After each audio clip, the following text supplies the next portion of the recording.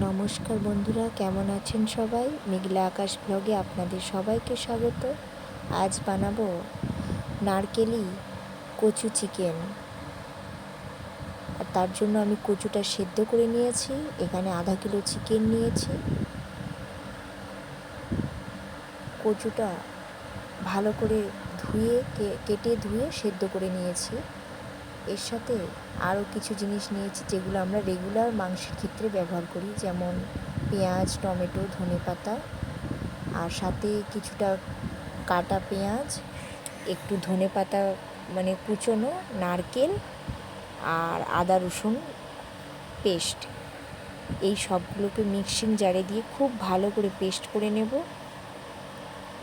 এখানে গোটা পেঁয়াজও কিছুটা নিয়েছি আর সাথে কুচোনো পেঁয়াজও নিয়েছি। এবার কড়াইটা বসিয়েছি খুব ভালো করে গরম হতে দেওয়ার জন্য। কড়াইটা আমার সুন্দর গরম হয়ে গেছে। এবার কড়াইয়ে সর্ষের তেল দেব।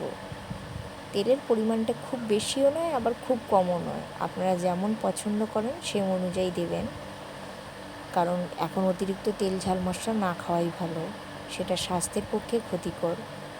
এবার চিনি দিয়ে দিলাম সামান্য। চিনিটা লাল হয়ে ভেসে ওঠা অবধি অপেক্ষা করছি। তারপর একে একে গরম মশলা ও দুটো শুকনো লঙ্কা দিয়ে দেব।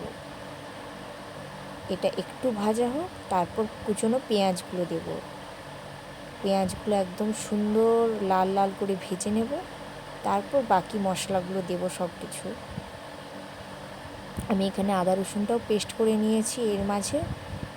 পেঁয়াজটাও আমার ততক্ষণে ভাজা হয়ে গেছে প্রায়। এবার এই মশলার পেস্টটা দিয়ে দেবো। আমি ওই মশলার পেস্টটা দেওয়ার দিলাম, একটু নেড়ে দেব। এবার এটা একটু তবে মশলাটা কিন্তু খুব ভালো করে এই ভাজতে মশলাটা হবে, কষানো কারণ হয়ে গেলে মশলাটা যত বেশি ভাজা হবে মাংসর স্বাদ কিন্তু তত ভালো টমেটো হবে। কুচি, এরপর টমেটো কুচিগুলো দিয়ে দিলাম। টমেটো কুচি সামান্য নুন দিলাম, যাতে করে টমেটোটা খুব ভালো করে গলে গিয়ে মশলার সাথে মিশে যায় আর মশলার সাথে মিশে যায় ভালো হয়ে। আরও কয়েকবার নেড়ে দিয়ে মশলাটা ভালো করে কষিয়ে নিচ্ছি। কষানোর পালা। দেখুন টমেটোগুলো গলে গেছে অলরেডি। যেহেতু বাটা মশলা দেওয়া আছে, মশলাটা এবার একে একে প্রত্যেক দিনের ব্যবহার করা রেগুলার যে মশলাগুলো থাকে, মানে গুঁড়ো মশলাগুলো, ওগুলো দিয়ে দেবো। ভালো লাগবে না। টমেটোটা ভালো করে নেড়ে নিয়ে তারপরে দিয়ে দিচ্ছি।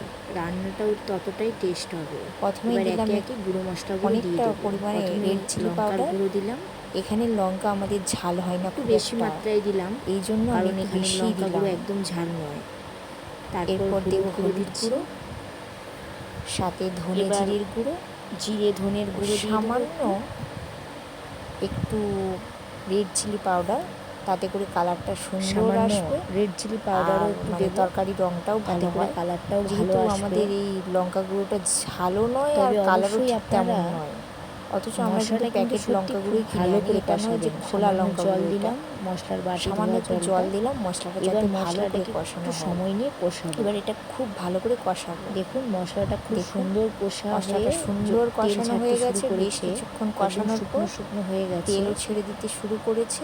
এবার আমি এতে চিকেনগুলো দিয়ে দেবো আমি এর সাথে। তবে এখানে জল ব্যবহার করব একদম না, শুকনো হবে তরকারিটা, কারণ তরকারিটা যত শুকনো হবে খেতে ভালো হবে। এটা যদি আপনি এমনিতেই আমার কচুতে সেদ্ধ হয়ে গেছে, ভালো লাগবে। জল না দিলেও তেমন কোনো একদম কষা আসবে না।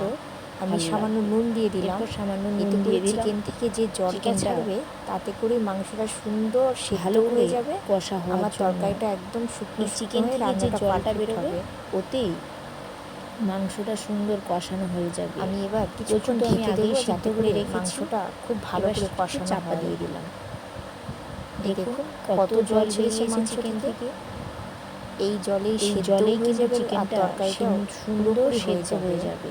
এরপর সিদ্ধ করে রাখা কচুগুলো দিয়ে দিলাম। আসলে কচুটা আগে সিদ্ধ করে নেওয়ার কারণ হলো কচুর সাথে মিশে যাবে। বর্ষার সময় কচু খুব গলা চুলকোয়, আর এখানে কচু তো বেশি হয়। অনেক সময় আবারও কিছুক্ষণ মাংস দিয়ে রেখে সিদ্ধ হয় না, এই জন্য ভালো মতো এবার একটু চাপা দিয়ে আরও কিছুক্ষণ ভালো করে সমস্ত কিছু কষিয়ে নিলাম। অলমোস্ট রেডি এতে করে কচুর মধ্যে সমস্ত মশলা তেল ছেড়ে মাংস কষানো হয়ে গেছে, সেদ্ধ হয়ে গেছে, স্বাদটাও ভালো আসবে। দেখুন সমস্ত সেদ্ধ হয়ে গেছে, কচু মাংস সব সেদ্ধ হয়ে গেছে। এবার কিছুটা ধনেপাতা গরম মশলা ছড়িয়ে একটু গরম মশলা দিয়ে গরম সার্ভ করব। আমি রান্নাটা কমপ্লিট। এটা আপনি যে কোনো কিছুর সাথে খেতে পারেন। এই রান্নাটা খুব একটা বেশি সেটা সময় লাগে না, ভাত, আপনারা রুটি, একবার ট্রাই করে পরোটা, যে কোনো দেখবেন, কিছুর সাথে আশা দারুণ রাখছি লাগে। ভালো লাগবে।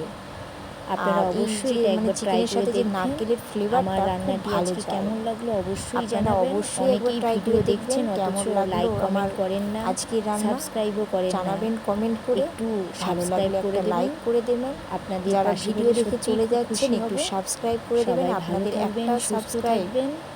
আমাকে নতুন নতুন ভিডিও করার দেখা ইচ্ছে হচ্ছে জোগাবে। নতুন কোনো একটি সবাই ভিডিওতে। ভালো থাকবেন, সুস্থ থাকবেন। ধন্যবাদ।